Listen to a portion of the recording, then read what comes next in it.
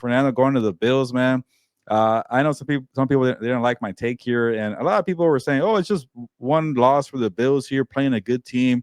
They'll be fine." I'm like, will they really be fine? Like we saw in the fourth quarter the difference between Sean McVay and Sean McDermott. Like the Sean in LA is much better than one in Buffalo, and he was making some weird coaching moves here, and reminded me, not to that extent, but it reminded me of the meltdown in Houston.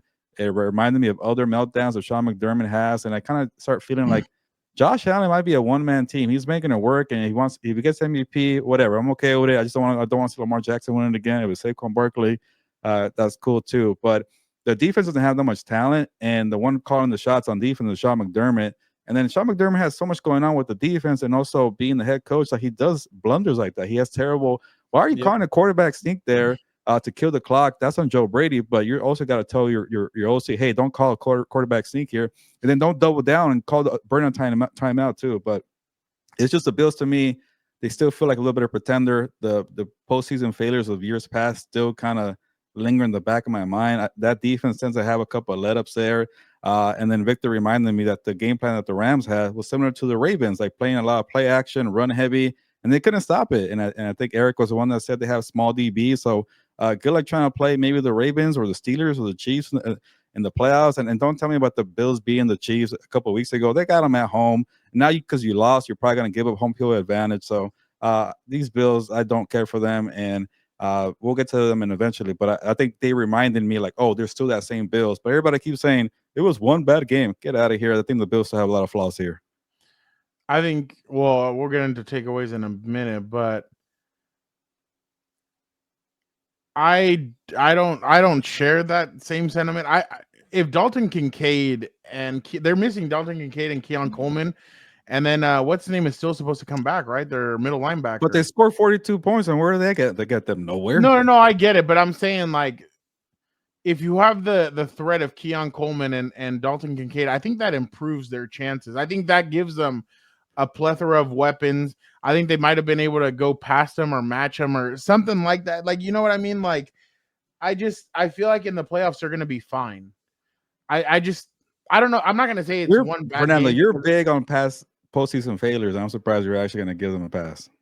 I'm not giving them a pass. Well, see, okay, what I'm saying is that I guess this Sunday is going to tell me everything I need to know about the Bills when they go up against Detroit. Are they going to be the team that and that's the thing too. And Onyx 26-26, Rams won a must win. There was pressure. The Bills are kind of like I feel like the Bills, and they should not be in this mindset. They're probably in the same mindset as the Chiefs. Let's just get to the postseason. And that's a bad mindset. That team needs home field advantage. You can't go when you're trying to beat the Chiefs. So that's the thing for me. No, I get that, but I feel like they kind of feel like, oh, we can go beat them there. No, like we're fine. They clinched their division. Yeah, and there you go. Vic said it. They clinched their division.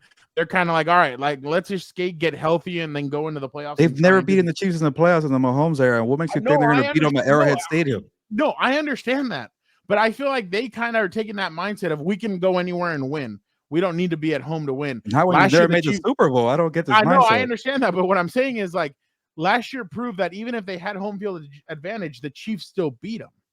That's what last year showed them. So now they kind of, I think, in their head are saying we can go into Arrowhead and win, or we can go into Pittsburgh and win, or we can go into wherever and we can win. So, but again, I still want to see one more game. I want to see what happens in Detroit.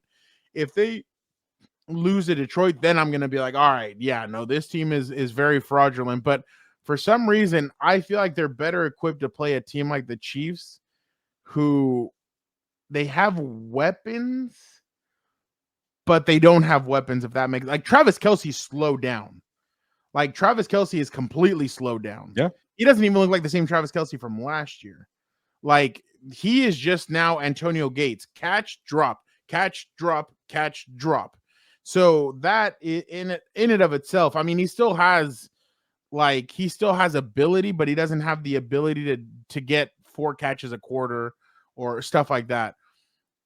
Xavier Worthy, he's more of a home run hitter. Like, if he can hit one, perfect. We just need you for one catch. DeAndre Hopkins. That dude can make plays regardless, but he's not the same DeAndre Hopkins of a couple years ago.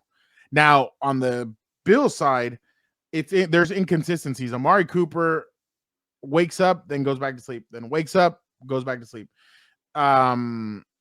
Their run game, really, if it wasn't for Josh Allen's very reckless, also taking off running. So there's a lot of points, but I get where you're coming from. I understand.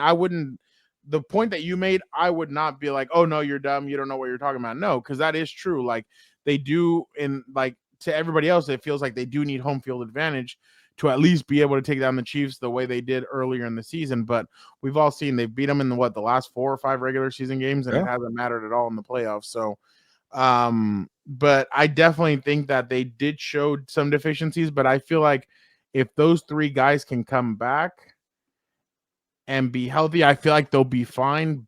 But that's kind of the big if. But I was impressed with the Rams. I think the Rams showed exactly what they needed